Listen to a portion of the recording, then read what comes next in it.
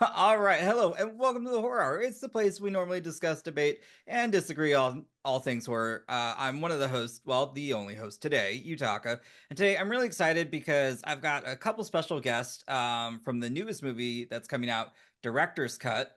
I've got the writer-director Don Capria. God, see, got my Yeah. head. Damn. Don Capria. And then one of the stars, Louis Lombardi, who I hope doesn't come after me now that I butchered the writer director, but Oh that's all no, I right. don't care if you butcher his name. Just don't mess with mine. So, you know what? It's a pleasure having you. And honestly, Thank I'm you. just gonna start off. Don, why don't you tell us a little bit about your movie? So I started this from a very real place. The idea came to me while I was shooting a music video in the woods of Pennsylvania with a band during COVID, and we were in a pretty precarious spot. We were in an abandoned school, and I just wanted to check to make sure the doors were locked because you hear all these horror stories of directors traveling to these other locations, and whether it be Colombia or somewhere in the States, and someone robs them. So when I thought about that situation, I thought about the band I was with and the trust that people give to other people. I just couldn't stop with that idea, and I just started, rushing through the script and creating the character. Then I called Lou, who I knew for many years, and here we are, 2.5 years later, ready to come out in theaters on Halloween. Well, Lou, let's talk a little bit about your character. Can you give me like a little brief introduction before I start to ask my questions about that character? Yeah. First off, the character is one of the most unique characters I've ever played. That's what I was so excited about this project. It wasn't like some gangster film or some cop I play in usual. This was such a unique role that when he called me, we started just like 3.5, 4 years ago, like doing little things somewhere in like backyard in Brooklyn. And it evolved into this massive thing. So he would call me, I know Donnie for like 10, 15, probably like 15 years. And he would call me and we would have these FaceTimes at night. And he'd be like, oh, we're going to do this. We're going to do this. And I'd be like, man, this guy's fucked up. and, and, and then I would start thinking, right? Because I'm a movie guy. My whole life, I started this whole business by doing NYU films as I was a kid and going to the movies since I was 7, 8 years old. And I still do. And I started thinking as he would tell me, we're going to do this, and I started trying to figure out the character. And what I did was, as an actor, I kind of merged, Jack Nicholson from The Shining with Silence of the Lambs character, Ed Levine was Levine. And I kind of merged those two guys. I was like, that weirdness and creepiness of Jack Nicholson, but with the sadistic side of the, cutting to throw your lady in the basket, put the lotion in the basket guy. So so every time I would get off the phone with him, I would sit there and I'd start thinking, all right, these are the two characters I want to merge together. And it turned out to be great. The whole overall of the acting stuff of the role and being unique. And I got to do a lot of stuff that I was just thinking in my mind when we were on set, like, okay, this is what Jack Nicholson would do. So yeah, so that's how it kind of evolved into like what I started doing, like how I portrayed that role. But it Well, was probably one of my favorite roles I've ever done, to be totally honest with you. And I've done a lot of great movies. I had to ask that because as sadistic as your character was, I could just tell you were having a lot of fun with that role, or maybe I just because I your character was twisted, but I don't know, maybe I was just having a blast with a lot of the things he does. So yeah, I could certainly tell you were having a great time. Yeah, it Um, was. It was amazing. And working with Lucy Hart, who played Babs in the movie, she was my favorite character. She was unbelievable. Every time she walked into the scenes, I would catch myself watching her. you know, I was like, Yeah. oh my God. And I would tell Donnie, you need to add more of her. She's great. she And was. she didn't even say a lot of stuff. And she is actually my favorite character. And she's one of the best people I've worked with. She's so nice. Oh, you could tell like the emotion and just like there was something sinister, and I just loved her character as well. Yeah. Um, Speaking of the sadistic part of this, I have to ask though, because this is a kind of gory film. So how much did it take to do some of these scenes that looked like you had a lot of practical effects? Yeah, so I am a very big fan of practical, all my favorite directors, and I wanted to make sure that we were doing most of the stuff in camera for those that don't know what that really is. And luckily, I live in a county right outside of New York City, which is also home to Brian Spears. So we got in touch with Brian prior while I was writing the script and Hmm. talked about the project. And then when I finished the script, I did have a lot of the kills mapped out, but I wanted to make sure that I talked to Brian. I said, Brian, look, this is what my ideas are, but I want to talk to you because we're a low budget horror movie and I want to make sure we're going to be able to execute all this stuff. So I did go back in and rewrite some of the kills and some of the things that we were doing with Brian, because then it was, a real collaborative process, not a process of me saying what's going to happen and having him Hmm. make that happen. So it was really great to work with him. And if those who don't know, he did, Smile, Smile 2, American Horror Story, and then he's got the new Goosebumps coming out also next year. Yeah, no, those practical effects were great. Um, and then, well, I mean, uh, Lou, it's crazy. You just seem like such a nice guy and so friendly, but in the movie, you were I don't abs. think Donnie thinks that. So can I? So can it? So if you don't mind, can I jump in there, Itaka? So like, Yeah. I've known Louis through for years. I was he was one of the first people I met when I went to Hollywood. I was in a band, and I knew Louis's cousin, and he's like, "Oh, my cousin's an actor out there. You got to meet him." And he was just such a warm, friendly, welcoming guy. And when I started transitioning from music video directing into filmmaking, I would constantly call Lou for advice, and he was always there. He's so not a Hollywood guy, very down to earth. And we developed a relationship over the past 15 years. So during COVID, when I started writing this thing, I'm like, Louis is like really friendly, really funny, really amazing.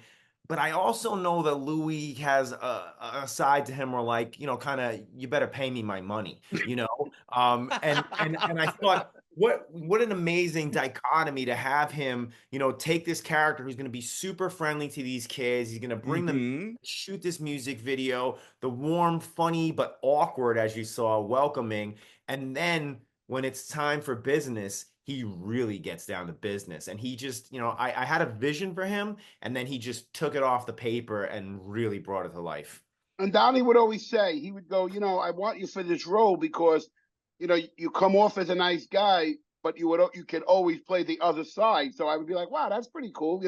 That's a director writer seeing an actor with more spectrum than just doing, spitting on the floor in a gangster movie. Yeah. And one thing I do give Donnie is all the credit in the world is that he's an Italian American, he's a writer director. He didn't go the same path every other writer director Italian guy. Yeah, I want to make a gangster movie. I want to do a street movie. Donnie's visions are so out there in a great way, and I don't like doing gangster movies. I don't like doing it. So when Donnie came to me, I go, this is fucking great. Like this is something unique, really not done. And he's not pigeonholed into the Italian American Bronx, New York, whatever, Hmm. gangster stuff. And I fucking love that as a creative person, and a lot of roles I do. If you watch my 100 movies or my 10 series I do, I very, very, very rarely play gangsters. And that's my biggest flex as an Italian American actor. And when Donnie came to this, he goes, you'll kill this because, and he said this before, like years ago, he goes, you'll kill this because you're really kind of friendly and likable, but you still have that opposite side, which he knows, like we know each other from world, And he was right, man. It turned out to be great. And he would just keep creating and going, do this, say this, do this. And I would build off that. Like he would throw me stuff off the camera, off Oh, camera. okay. And he'd be like, oh, I do it. I mean, okay. I go, okay, stop. And I would think for a minute. Okay, let's go. And then he would be like, okay, do this, do this, do this from like the chair. And I'd be like, okay, stop. And I would process it for a minute. And that's how we kind of work. So it was kind of, to be honest, and not because he's my friend, but he's probably one of the best directors I've worked with an absolute clear vision, you know, let me do what I was kind of trying to do as an actor. But Hmm. the vision is everything. If you get on set with a director and he's going, oh well, where, leave the set because it's going to be a nightmare. It's not just shooting, but also editing and making the film. Hmm. And that wasn't Donnie. You get on the set with him and he's like, boom, like beelines right to what he sees. And I call that like a strong vision. And I'm saying that's the thing because I worked with like Oliver Stone, John Landis, Tim Burton, Ivan Reitman, You know, Brian, I worked with some amazing directors, and Hmm. when I did this movie, it was, and not going to say easy, but it was so easy for me. And then our relationship of 15 years of knowing each other, you know, was kind of made it even easier. So I'm really looking forward to this film doing great. I'm looking forward to the franchise continuing and doing these movies with Donnie every year for the next, I don't know, 30 years if I got 30 years left. The final cut. Yeah, Yeah. yeah. I mean, I would certainly like to see more of your character, that's for sure. Thanks. It was well, so I really appreciate the fact that again, yeah, these kids that you know, they're in a band. I think they're kind of going through some, you know, some rough times, and this could be like their big break. And so, yeah, when they first meet you, I'll be honest, it's like he's quirky, he's a little cringe, but you know what? In this type of business, you got to do what you got to do in terms of that. So you don't think about some of these red flags, which as an audience member, I'm like, I don't know, Hey, I live in Hollywood. They're all like that guy. Yeah, so I'm like, I was like, hey, I can relate to this guy. I know 10 directors like this crazy. you know, like you talk, you know, they always tell you, and it's just such a common phrase, it's like write what you know. So when I started with this idea, I was an artist management for 15 plus years and mostly working with young bands trying to get signed. So, Hmm. you know, Louis' character, beyond what the two-dimensional film is showing you, he's the representation of the music business. And Okay. that's the deal you make with the devil for fame, you know, because I would tell kids like, Right. look, I know you want to sign this contract, but you don't realize you're signing your life away right here. That person you're about to get in bed with, maybe you get to know them a little better, you know? And that's what these kids are doing. They want the fame and the fortune and Hmm. that's, but they don't understand that the risk they're taking with a stranger could cost them their lives. So Don't it's you think, Donnie, they did it more out of desperation because they had nothing, right? Kind of. Well, yeah, I mean that that's too. why Yeah, that they yeah, were kind of like, yeah, Because when I that was thought what you about the wrote in the band, beginning of the movie. Remember when they're like, "We got nothing. We got to figure it." That's desperation. And yeah. when you're desperate in life, bad things happen. You know. And I've been there, you know, I've been in that band before where, you know, you really want anything to happen for you. So you're so desperate. And that's why I chose Right.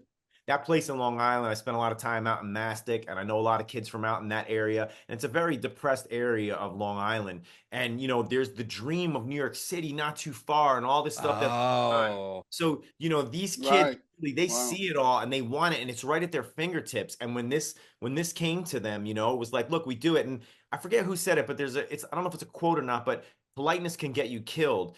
And, you know, in that respect too, it's a lot of these kids that are keep inching forward towards Mr. Director. You know, you have a dog on a leash and you keep getting close enough to where that leash can reach you and you don't know what that dog's going to do to you. And that's what they're doing. They're being too polite with a person that they don't know anything about. Well, hmm. again, I don't even know if it was polite. I think it was desperation, and because you wrote in the beginning, remember they're in that house, they're in the room, and they're like, "We got to get this. We have nothing, and we got to, you know." And then that guy switches. And let me tell you something first. Let me go backward. The cast of Donnie, the cast of kids in this film, right? Every single one of them were on point. And I've worked with many great actors in I my career, agree. 30 years. These kids were freaking great, dude. They were like mesmerizing. Tyler and Brand and Nicole and all these kids in there. They showed up with their 100% A game. They did amazing work. And when we started doing the kills, man, like they were being really like tortured in a way. You know what I'm saying? You know, and they were handling it for young kids who were just starting out. And Donnie would send me their tapes. And I'd be like, yeah, well. And then when I sat down with these kids, man, I was blown away by the cast, not only professionalism, but by their acting skills. And that kid, Spoiler, spoiler. Spoiler, oh, he's spoiler, but so, that's all right. I'm Yeah, sorry. it's all right. You could take Maybe that out. I'll go back and I'll But bleep that. All yeah, right. please do that. I didn't. I'm just telling you because I knew you. I didn't realize it. But that to me, when he was doing that, and we're in that room, I was like sitting there almost crying, like in the chair. And I think I was in the scene, and I was watching him, and I'm like, wow, this kid is being tortured, like mentally, physically. And I was sitting there, and I literally started crying watching him, Mm. Tyler, when he was on, whatever, you know what I'm saying. Yeah. But, you know, but that whole cast was so mesmerizing to watch, and all their kills that I was kind of blown away watching these young actors, and I'm happy to see them all go on after this. And it's funny. I get Donnie's calls, and he's like, "Part two. This is what we're doing." And I'm like, "Whoa, we got to get part two made."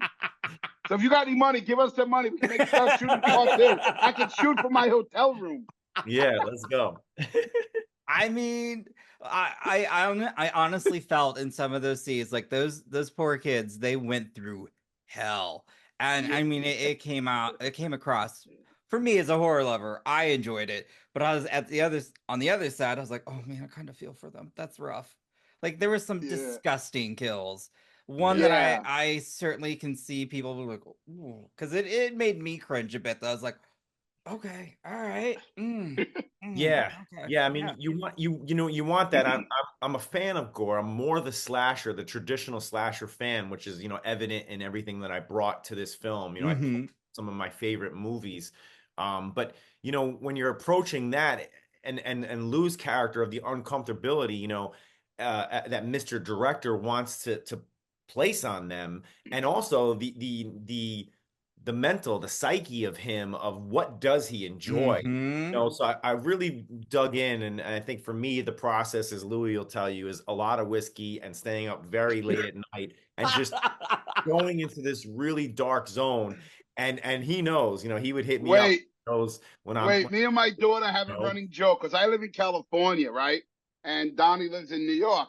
So I'll be on Instagram at like 1 in the morning, and I'll see Donnie with a bottle of whiskey, and I'll hit him. I'll FaceTime him. What's wrong? Because I know there's something wrong when I see the bottle of whiskey on Instagram at like 2 in the morning. So me and my daughter FaceTime him. What's happening, Donnie? Oh, you're not gonna believe it. And I start laughing because I can tell by the 2 a.m. whiskey pour. He's like pouring it. And I'm like, there's a problem, Ava. most of the time, Isaka, it's the script. Most of the time, it's the script, and it's not a problem. It's just the And dark I'm always laughing. create. So I'm laughing no matter what happens. Out of a bomb drops, I'm laughing. And even just now, before he got on the phone, I'm laughing. He goes, I gotta go. And he hung up on me. My daughter was like, what is he doing? I just laugh. I've been laughing since I woke up. I wow. Okay, so one of the things that I just love, more than anything, is that when people make films or just collaborate, that you can tell they just have a genuine connection, and this has just been so much fun to see as well because Oh, you he's can like a little see that. brother to me. I I tell you, I love know him for so that. long, and I torture him, and he's the Ah, only person like I argue with. And then a minute later, we're back on FaceTime. All right, what are you doing? It's like having an yeah. ex-wife.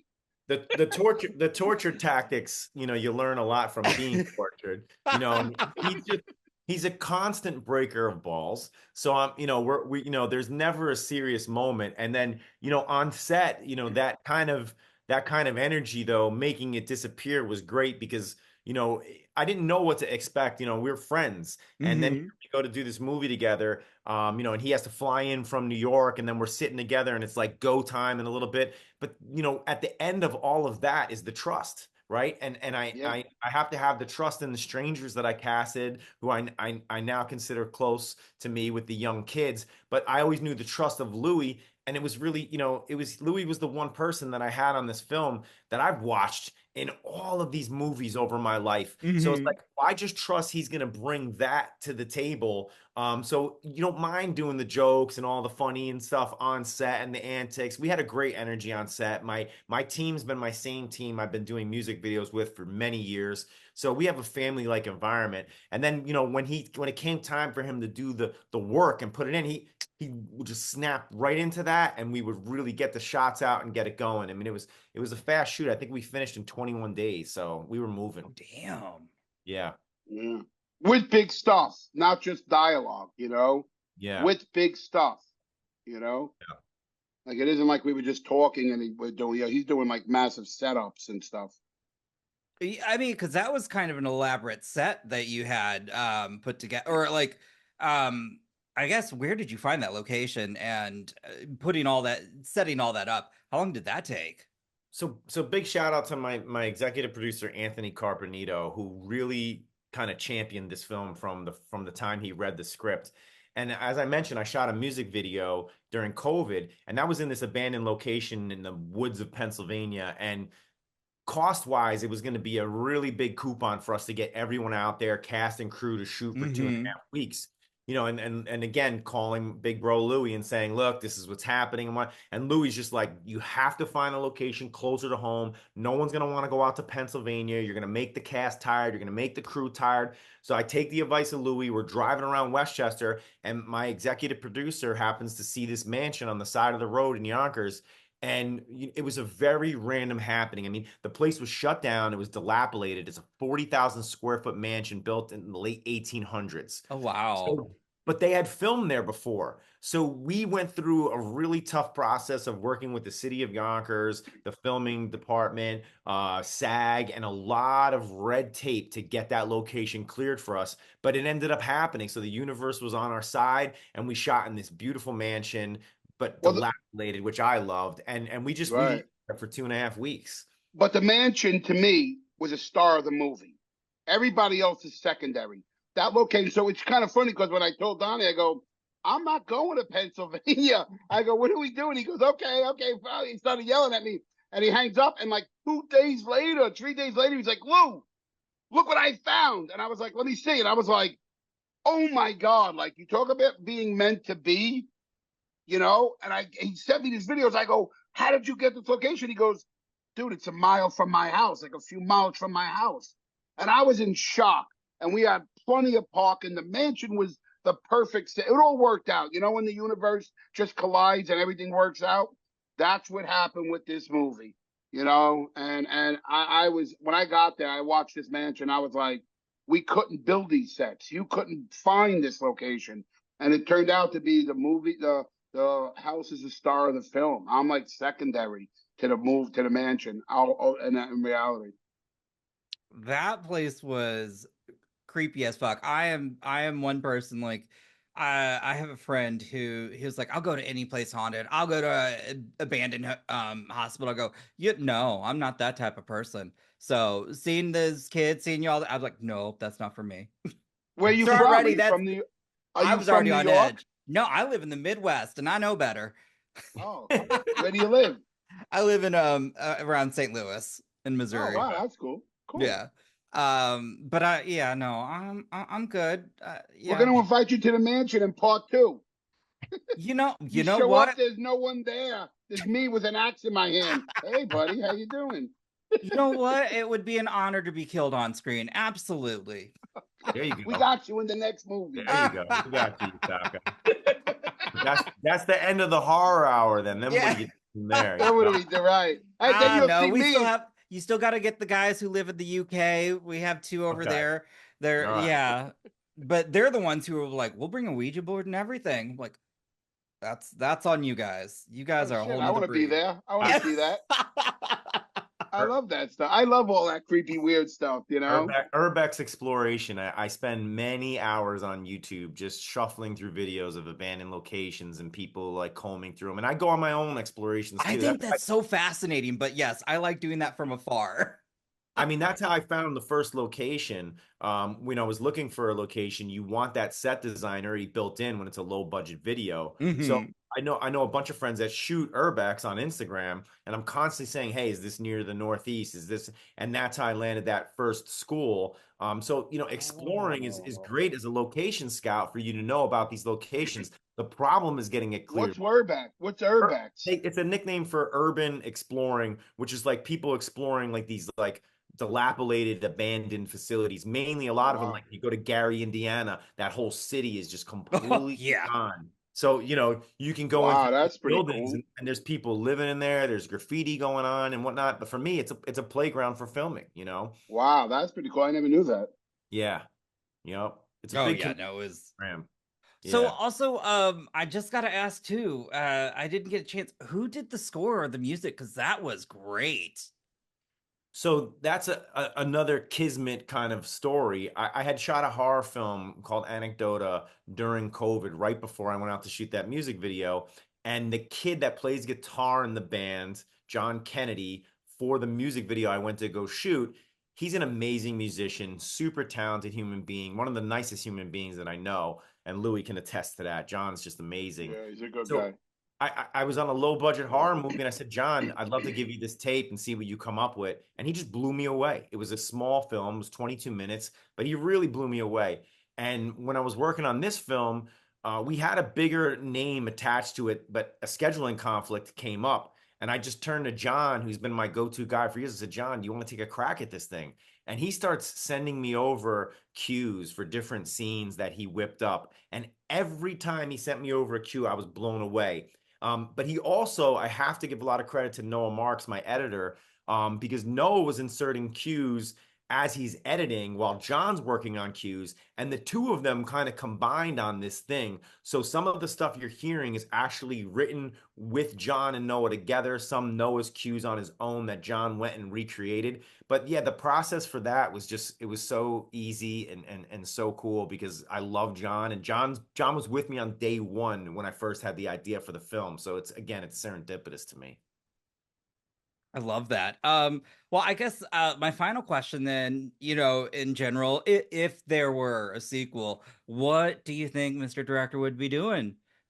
I So, mean, I know what he's doing. You know, without getting into spoilers, someone's gonna live from the hmm travel to the mansion, and Mr. Director's gonna live. And with that, I think there's some uncovering to some of the things that are mentioned in this film because we sprinkle some small seeds about some meaning behind all of this. Oh, and I did appreciate that. I felt that was a really great payoff at the end, but then I'm like, wait, but hold up, now what's gonna happen? Because I was just like, again, Lou, like your character as sadistic is just so charismatic. And that's why I had fun. I was like, I should hate this person because he's vile and evil, but again, such a presence on screen. So for me, I was just having a Thank you. blast. Thank you.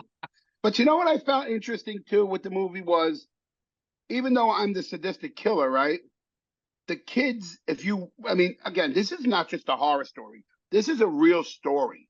Like, I don't just look at it as a horror. It's an absolute amazing story because when you watch what Mr. Director does, and I don't want to blow it, but these kids are not innocent to the That's very degree why correct. it happened. You know what I'm saying? Mm-hmm. So, I don't want to be Yeah, another no spoiler, but spoilers, but No that's yeah, spoilers, but yeah, I there's totally. a reason. but my Yeah. point is they actually, not all of them, but the team deserved almost what happened in some kind of way. Mm-hmm. And you watch the story, you start to go, oh my God, that's so messed up. And you start to go, okay, maybe one or two of them deserved what happened. Mm-hmm. And that's why I started going. It's like Tony Soprano, the bad guy that people love. Mm-hmm. And when you Very can get a true. villain, I'm sorry, Gab. No, I was like, that's very true. Yeah, absolutely.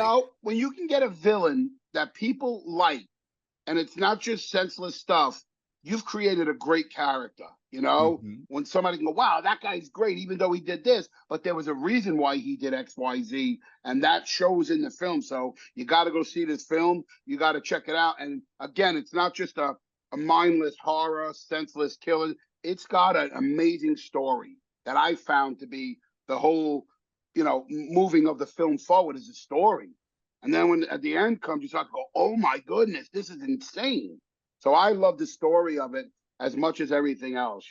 Yeah. So I left a lot of room in those little Easter eggs because I always knew I was going to be running a sequel with Lou and Mr. Director and seeing him come back to do more damage, but also to uncover more of that story. I wanted to treat my audience in a way where they're where they're intelligent and don't, throw in the kitchen sink early on and just, everything's out in the open. I Mm-hmm. wanted this to be a little bit more sleuth. There's actually some Easter eggs I don't even know if you caught, but there's some stuff inside this film that could be researched and found out about that's actually living on the world outside of this film. So we created a nice roadmap for people to investigate this film and to see what's about to come. So we'll be dropping clues even after the film's done. The streaming, we're gonna drop new clues. So yeah, there's a lot going on, man.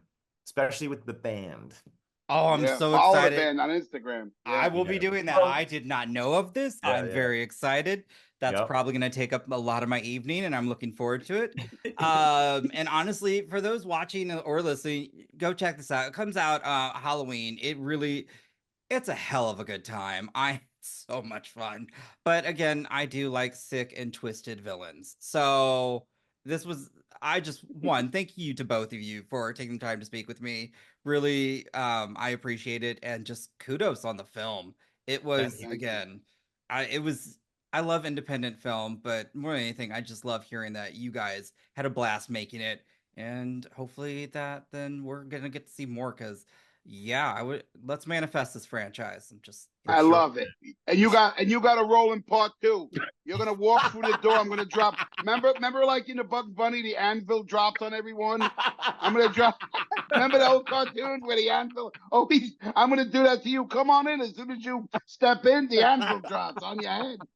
This way we only got to pay you for a day, Yutaka. you Yeah, wouldn't even have to exactly. pay me. Are you kidding me? I'm Oh, sorry, you're but in. You're in the that to next die on movie. screen is like for somebody who grew up on horror. Like, actually, I've got one final question. Now I think of it. Like Yeah. oh my god, like what anyways, but back to horror though in this. What was the first horror film both of you ever saw, if you can remember? Like Uh, what was that horror film that just like, oh my god, just sucked you in? You're just like, oh, I love this.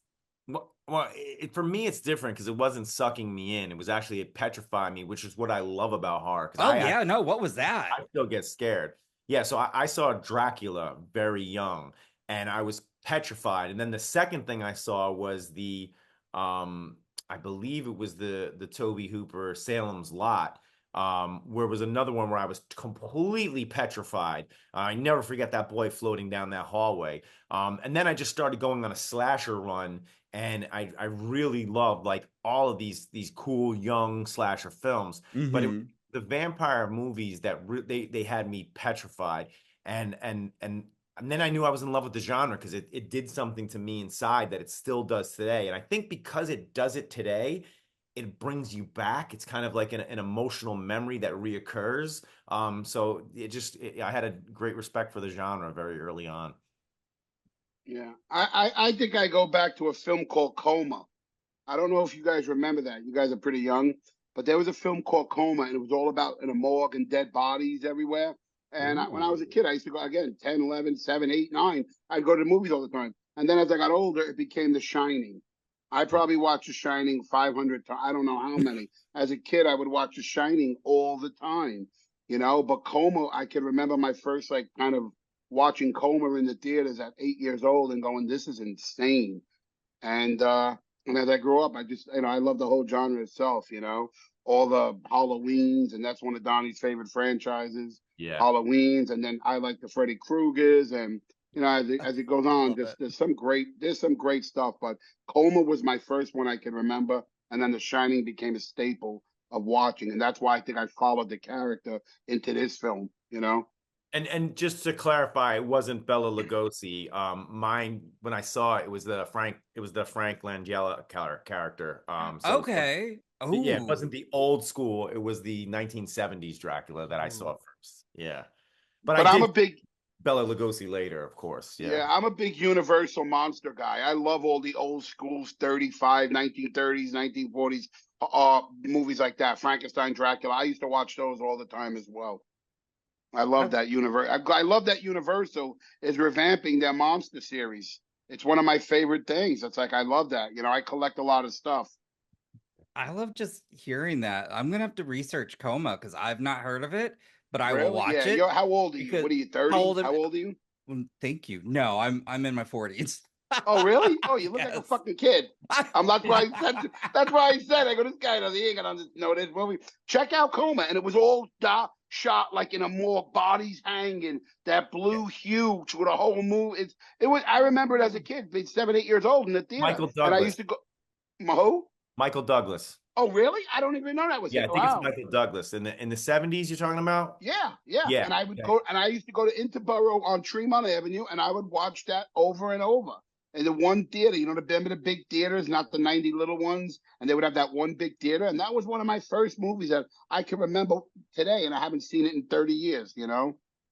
I will be watching that. That Yeah, that is on my watch list now. I will probably watch that tonight. Oh wow. Wow. Just looking at some of um the writers too and the direct damn. Okay, I What? can't believe I've Who never were the seen writers this. on Coma? Who were the writers? I'm so bad. Robin Cook and Michael Crichton. Crichton. Yeah, I'm so bad. Christian, who directed Yeah. it. Yeah. Oh Mhm. my Oh wow. God, like that's crazy that I've never Wait, seen it. So well, you know I what's need to. funny? Can I give you one little tidbit? I was on a show called 24, right? Mm-hmm. I play Edgar, this computer guy. Anyway, it was a sad cop, whatever. So when I got killed, one of my highlights, and this is the horror kind of guy that I love, growing up, was when I got killed, Stephen King wrote a whole article on me as Edgar. Told Fox. He said, "You guys made the biggest mistake. My favorite character was Edgar. I don't know why you guys killed him." And I still have the article. I used it to press him. But he was such a fan of Edgar that I thought, how come I never ended up in any of your movies after that? Because he doesn't. I was He like, and I told Donnie, I said, Stephen King, and I showed him the article. He's like, holy cow. I go, but yeah, if I was so great, you didn't put me in the next 10 movies, But he's a writer, so he doesn't direct, but he probably writes characters like Edgar now, maybe loving you Right. so much. So I think it's probably going to be if you were his muse at some point. He doesn't direct, but we'll have to talk to him about making sure he gets you into a Yeah, I film. want to be in one of Stephen King, but he wrote this whole article. He did an I Entertainment love Weekly that. thing for years. Yeah, and he was such a fan like of Edgar. I was so happy. You got to get in front of Mike Flanagan because he's doing a lot of the Stephen King stuff, and that guy would probably love you on set. So Yeah, yeah, that'd be great. But that was like a highlight in this genre, in this world, to have Stephen King be a huge fan, of Oh of my of God. a role that wasn't even horror. It was just a That sad just means you character. you had a great character and you did a great job. That's really what Thank that is. That's thank amazing. you. Like I would Thank you. I would probably, oh my goodness. But Thank you. to everyone listening, watching, just thank you. And again, go check this out. I promise you're gonna have again, it's gory, it's fun, and again the payoff at the end for me, I was just like, damn. So it's worth it. So And if you don't go watch it, Mr. Director's coming to your house for another 20 kills. that alone right there, like, yeah, so, yeah, um, yeah, yeah. so again, once again, thank you, and till next time, everyone, bye. Bye. Thank you, Taka. Take care.